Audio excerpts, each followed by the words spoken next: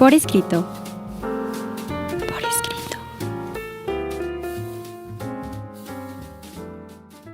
Eleva tus sentidos. Estamos en un programa más de Por Escrito en Radio Anáhuac. El día de hoy nos acompaña ¿Qué tal? Sean muy bienvenidos. Mi nombre es Cecilia Durán Mena y seguimos en este afán de atrapar lectores y escritores para nunca dejarlos ir. un servidor, Juan Carlos Padilla, también los saluda y los invita a que nos sigan por favor en nuestras redes sociales, en Instagram, Revista Por Escrito, en Facebook, Por Escrito MX, en Twitter, @por escrito_.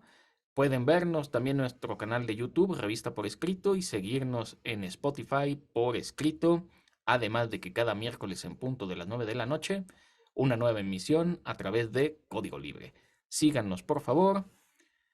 ¿Qué tienen en común, mi querida Ceci?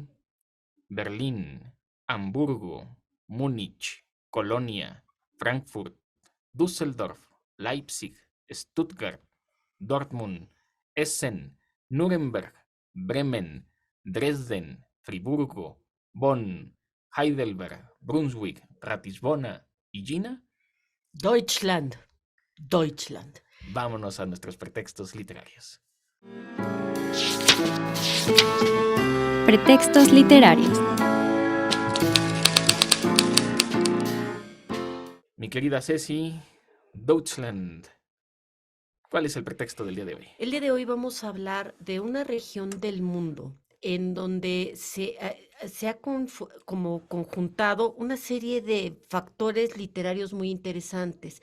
Vamos a hablar de las ciudades alemanas, porque en las ciudades alemanas ha habido como un germinal de pretextos literarios, de personas que han ido a escribir ahí, de alemanes que han propiciado todo el conjunto de acervo de literatura universal, porque el término de literatura universal vendrá de Alemania, de von Goethe.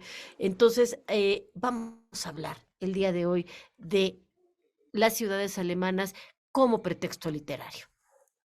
Mi querida Ceci, yo no he tenido el gusto de estar en Alemania.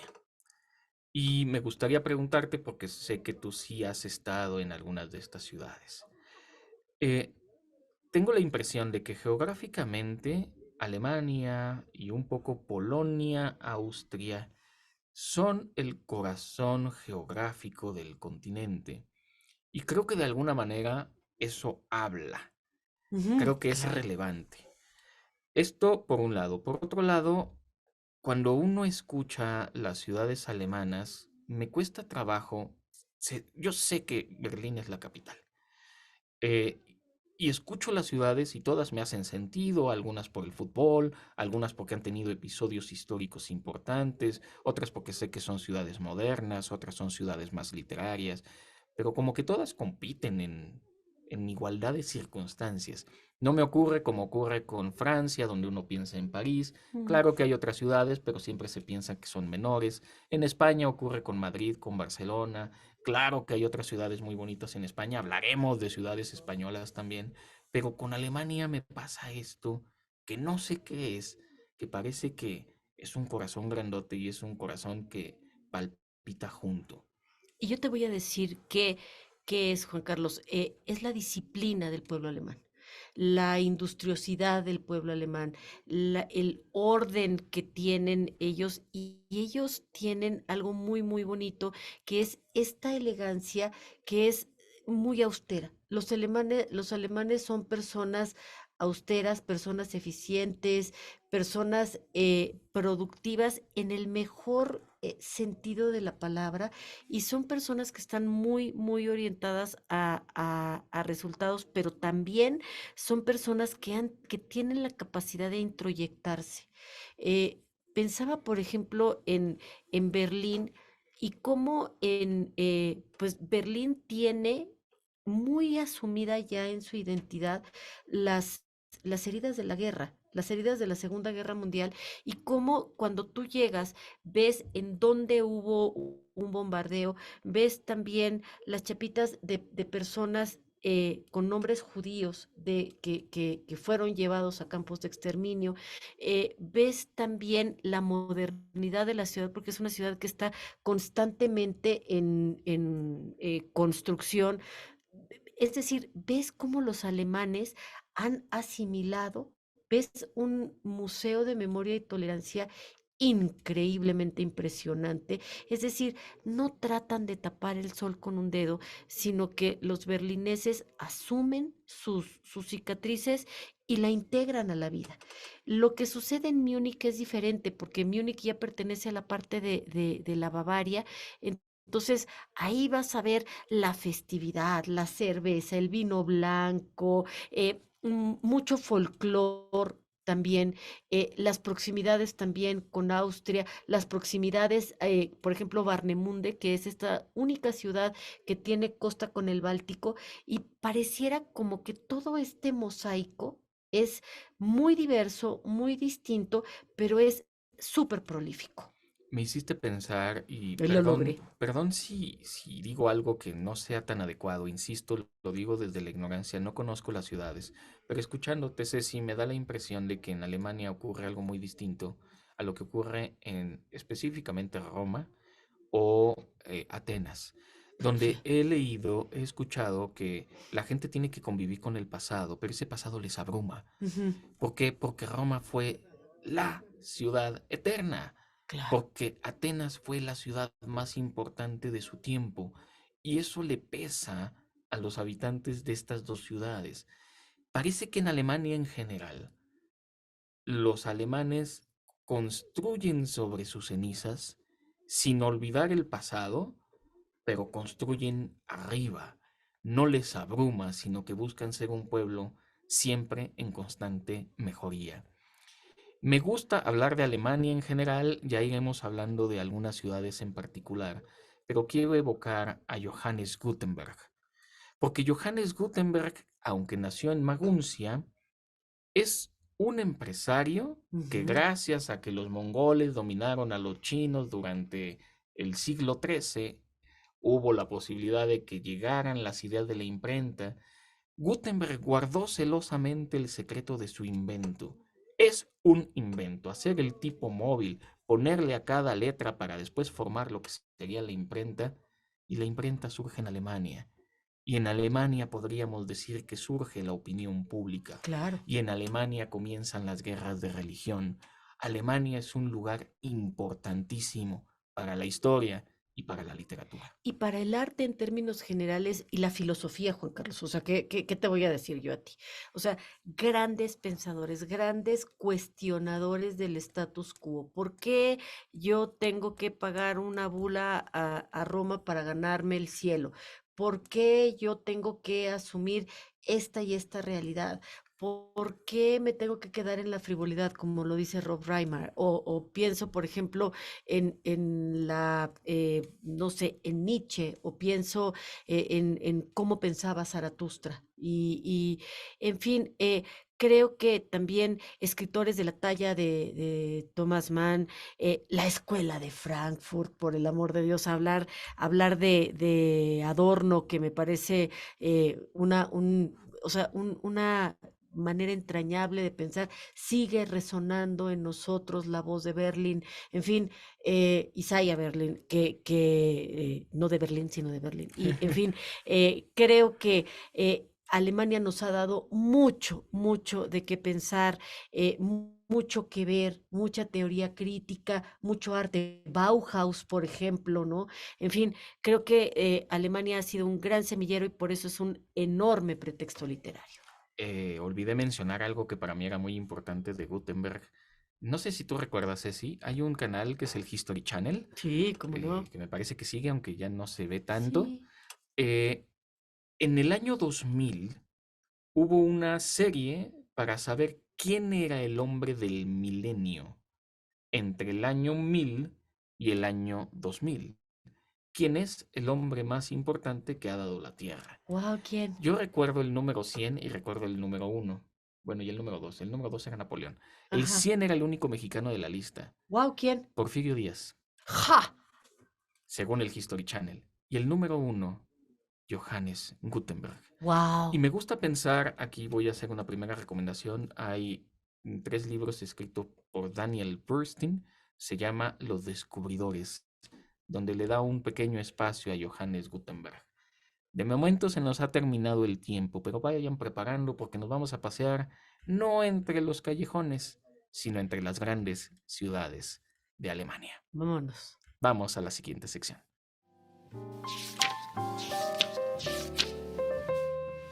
Lo desconocido. En esta sección en la que las letras importan tanto, quisiera hablar de estos lugares escondidos que tenemos en ciudades alemanas y las adaptaciones cinematográficas que se han hecho alrededor de ellos. Y me gustaría empezar en un lugar que poca gente conoce en Múnich, es el Café Gisela. El Café Gisela fue un lugar de encuentro muy importante para escritores y para artistas en la década de 1920. Figuras literarias como Thomas Mann, Rainer Maria Rilke, Leon Feuchtwanger solían reunirse ahí para discutir ideas y para compartir sus obras, para tallerearse entre ellos. Otro es el Muro de la Literatura. En el área de la Universidad de Ludwig Maximilian de Múnich se encuentra el Muro de la Literatura. Lutheran, ay, espérenme, Literaturwand, es que así se dice en alemán. Este es el muro que está cubierto de, imagínense qué maravilla, puras citas literarias de escritores famosos y de poetas, no solamente alemanes, sino de todo el mundo, lo que lo convierte en un homenaje artístico a la literatura. El Isar Perlen de Múnich. A lo largo del río Isar, en Múnich, se pueden encontrar pequeñas esculturas que se llaman Isar Perlen, perlas del Isar, que presentan poemas y citas literarias. Estas esculturas hacen que pasear junto al río sea una experiencia literaria única. También ahora vayámonos a Frankfurt. Nos cambiamos y vamos a entrar a la casa de nada más y nada menos de Johann Wolfgang von Goethe. Nació en Frankfurt y es ahora su casa un museo que está dedicado a su vida y a su obra. Dentro de la casa, los visitantes podemos ver los manuscritos originales y los objetos personales de este famoso escritor alemán. También está el Memorial de Ana Frank, este famoso diario que controvertido también, pero que se ha convertido en una de las obras más conmovedoras de la literatura mundial, que fue escrito mientras su familia se escondía de los nazis en Ámsterdam. Sin embargo, Ana Frank nació en Frankfurt y su ciudad natal le ha erigido un monumento en su memoria. También el Literaturhaus Frankfurt, que es un centro cultural dedicado únicamente a la literatura y a la escritura contemporánea. Ofrece una variedad de eventos literarios, lecturas, talleres, y es un lugar muy importante para el intercambio literario en esta ciudad. Es algo muy lindo porque ahí lo que se está propiciando es la convivencia y que germine la letra contemporánea en Alemania. Frankfurter Kutsch es una diseñadora de interiores y escritora originaria de Frankfurt que creó la cocina de Frankfurt, un diseño de cocina revolucionario en la arquitectura de cocinas modernas. Estos datos literarios que son menos conocidos resaltan la importancia de estas dos ciudades tan importantes en Alemania, Múnich y Frankfurt, en la escena literaria cultural, así como la influencia que han tenido en escritores, en artistas a lo largo de la historia. La industria cinematográfica ha hecho uso de estas diferentes ciudades en todo el mundo como escenarios para películas y pues por supuesto que Alemania tiene también este privilegio. Sin duda, pues Berlín es uno de los lugares más destacados en términos de producción cinematográfica, pero las ciudades de Múnich y de Frankfurt también han desempeñado papeles importantes en la pantalla grande. Estas dos ciudades alemanas han sido escenario de notables películas, mostrando sobre todo la riqueza histórica, la belleza arquitectónica y el ambiente urbano moderno. Múnich ha sido inmortalizada en varias películas a lo largo de los años. Una de las adaptaciones cinematográficas más notables ambientadas en Múnich es precisamente la de la película que lleva el nombre de la ciudad, dirigida por el aclamado cineasta Steven Spielberg en 2005, y la película se basa en estos hechos que sucedieron, hechos reales, que sucedieron en los Juegos Olímpicos de Múnich en 1972. Y con esto también me gustaría hablar de Frankfurt, que es otra ciudad conocida, muy, muy financiera, y estas dos ciudades como polos literarios muy importantes.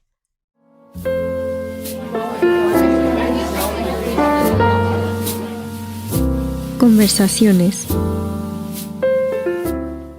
Mi querida Ceci, hemos llegado a las conversaciones y me gustaría, si me lo permites, comenzar por nuevamente evocar al grandioso Gutenberg, Ay, cómo no. porque el invento de la imprenta abrió las puertas. Antes, en las diferentes ciudades, más o menos, es un número muy aproximado, 10% de la población sabría leer y escribir. Gracias a la imprenta, ese número se empieza a invertir. Y gracias a esta inversión va a surgir la opinión pública. Y será otro alemán en fechas cercanas que va a hacer uso de esa opinión y va a modificar y trastocar ciertamente Europa completa, y esto va a tener, por supuesto, sus ecos, sus resonancias en Sí, América. claro. Y estoy hablando de Martín Lutero. Martín Lutero era un crítico de la iglesia, era agustino. Él es nacido de otra ciudad que se llama Eisleben, o Eisleben debe de pronunciarse, espero hacerlo bien. La cuestión es que justo va a platicar con el arzobispo de Maguncia para decir un poco las quejas que él tenía en contra de la iglesia, y va a comenzar una ruptura dentro del cristianismo que se va a llamar Reforma Protestante. Más o menos 1830, cuando los españoles han terminado de conquistar México, y por eso los españoles traen la evangelización de un modo tan férreo por todo lo que estaba ocurriendo en Europa. Creo que es fundamental entenderlo desde Gutenberg, pasando por Lutero, el origen de la opinión pública, y por eso las ciudades alemanas son tan importantes. Sin duda, mi querido Juan. Y no solamente viene un cisma, con el mundo se divide, digamos, en dos, así como lo dividimos en el siglo XX entre el mundo capitalista y el mundo socialista.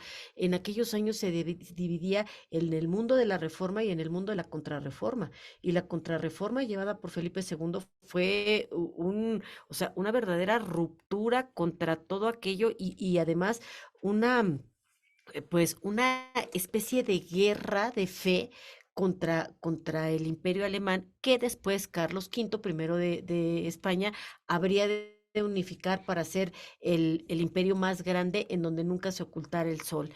Yo quisiera también, fíjate, así como tú dices que tiene esta parte como de disrupción en términos religiosos, es en Alemania y es a von Goethe al que nosotros le debemos el término de literatura universal.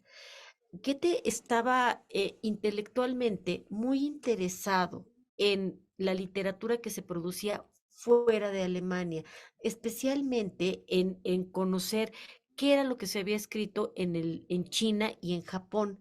Gracias a Goethe hemos recuperado las analectas de Confucio, gracias a que él tuvo ese cuidado, que buscó estas traducciones, y los hermanos Grimm estaban enojadísimos con Goethe porque decían, ¿cómo es posible que tú estés buscando fuera de las fronteras de Alemania en lugar de estar buscando las voces alemanas? Mientras Goethe estaba buscando literatura universal, los Grimm estaban tratando de atrapar las voces locales, y entonces es por eso que conocemos todos los cuentos que si leemos las versiones originales de los hermanos Grimm, nos vamos a dar cuenta de que no eran tan infantiles, pero vamos que estas dos grandes corrientes nos han dado enormes obras literarias, tanto para la literatura infantil como la no tan infantil como la de Goethe, y hablar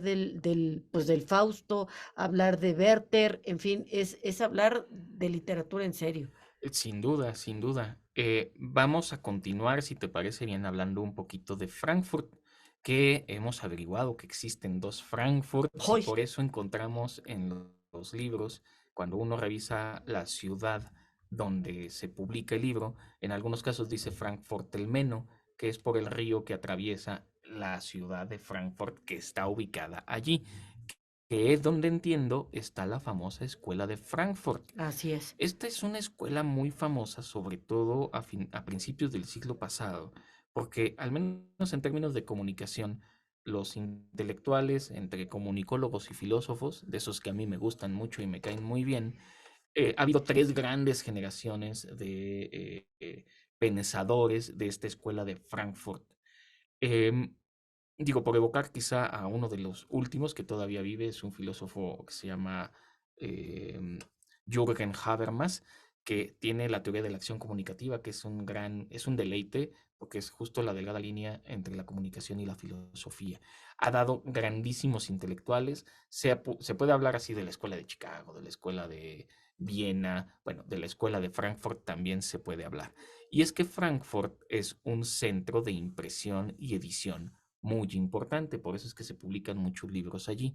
Está cerca de Maguncia. Maguncia es donde nació, como hemos dicho, Johannes Gutenberg y donde estaba el arzobispo al que le dirigía las cartas Lutero cuando empezó la Reforma Protestante. Es muy importante y pues ha dado por eso grandes intelectuales, grandes pensadores, grandes escritores, y decíamos que era el corazón de Europa, y como nos dice Ceci, ahí surgió la idea de literatura universal. Me parece muy bonito. Súper lindo, súper, súper lindo. Y yo quisiera nada más decir que uno de mis favoritos, bueno, tengo dos favoritos de la Escuela de Frankfurt. Uno es Theodor Adorno, porque verdaderamente leer a Adorno es ponernos en el artífice de la teoría crítica, con una influencia que conste que tú sabes que a mí la izquierda a veces me cuesta trabajo, pero leer Adorno, estos problemas de filosofía moral y escritos filosóficos temprano, híjole, es una verdadera delicia.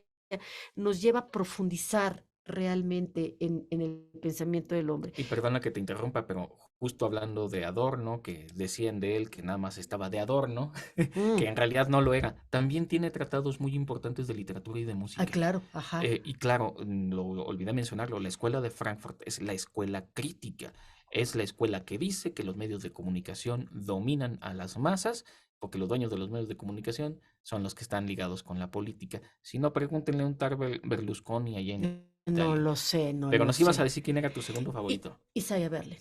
Isaiah Berlin, que escribe así, sobre todo tiene una manera de interpretar y de criticar, y de criticar en el sentido en el sentido de crítica, no de chismear, ¿no? Sino de análisis de la literatura. Isaiah Berlin es una verdadera delicia. Y ellos son mis dos favoritos, Juan Isaiah Carlos. Berlin, para darles un poquito de contexto, también hace una diferencia muy importante entre dos conceptos de libertad. Ujú. Lo que en inglés se conoce como freedom y liberty, que son dos maneras muy diferentes de entender libertad. Yo me voy a animar a decir rápidamente cuáles son otros favoritos. Max Horkheimer, que con Claro. Adorno va a hacer la dialéctica de la ilustración, un texto imperdible, y Eric Fromm. Eric Fromm fue un poquito tachado porque tiene un libro que se llama El arte de amar, haciendo alusión a aquella obra romana, y por eso se tacha un poquito como de simplista y demás, pero es más profundo de lo que la gente imagina. Vivió en Y él México. también pertenece a la escuela de Frankfurt. Y vivió en México, vino a vivir a México y dio clases en la UNAM durante un buen tiempo. Y luego nos brincamos a Múnich. Múnich, esta parte, como decía, ya más bávara, más, estamos en toda esta región como más del sur, y tiene una producción literaria muy, muy grande. Tenemos, bueno, de Múnich nace Thomas Mann, este hombre que fue ganador del Premio Nobel en 1929, y su producción también narra este progresivo declive de una estirpe en el curso del siglo XIX sobre el fondo de los procesos de un cambio sociológico. Eso a ti te debe de encantar, y producidos en esta época. Y es que las obras de Thomas Mann son, por ejemplo, Muerte en Venecia, la más famosa, La montaña mágica, El artista y la sociedad. Thomas Mann es un hombre reflexivo, es un hombre que le gusta observar a la sociedad. Es una persona a la que tenemos que leer sin duda alguna. Múnich además tiene una muy famosa Hofbrandhaus, que es un lugar donde poetas y escritores se reúnen para Ujú. discutir y compartir las obras. Es una ciudad que favoreció quizá no tanto el ámbito intelectual como Frankfurt, que por cierto en Frankfurt olvidamos decir que una de las grandes ferias de libro es Ay, la a ver, feria de vamos a Frankfurt. hablar de ella, Vamos a claro. hablar de ello. Eh, Múnich es más literaria y ha dado a escritores más que a intelectuales. Ya mencionaba, por supuesto, Ceci a A Thomas Thomas Mann, Mann y ajá. también podríamos hablar de Bertolt Brecht, por ejemplo, entre otros, por supuesto. Claro, y es que bien haces esta diferencia. En realidad, creo que la producción que se hace en Berlín, la producción que se hace en Frankfurt y la producción que se hace en Múnich es totalmente diferente, dadas las situaciones geográficas en las que se encuentran cada una de estas ciudades. Mm, Me gustaría también empezar a recomendar algunos libros. The Lord de Guardiani, este encara una riqueza de la crítica exegética moderna abierta por los teólogos protestantes. Esto de lo que tú estabas hablando hace ratito, y las grandes tradiciones de algo que se llama la devoto moderna, que era el pensamiento francés del siglo XVII. Estas grandes instituciones de místicos católicos y la especulación madura de la escolástica, pero sobre todo un acercamiento a Cristo a través de los evangelios.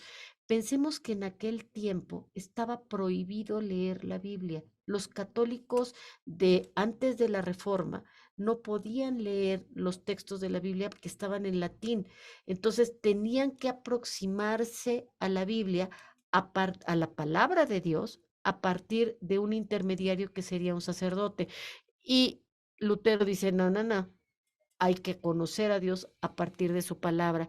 Entonces, Romano Guardiani fue un sacerdote, fue pensador, fue escritor, fue académico, es católico y es proveniente de la ciudad de Múnich, y ha escrito pues numerosas obras. Esta es una obra muy fervorosa, The Lord, que habla del Señor, es decir, habla de Dios.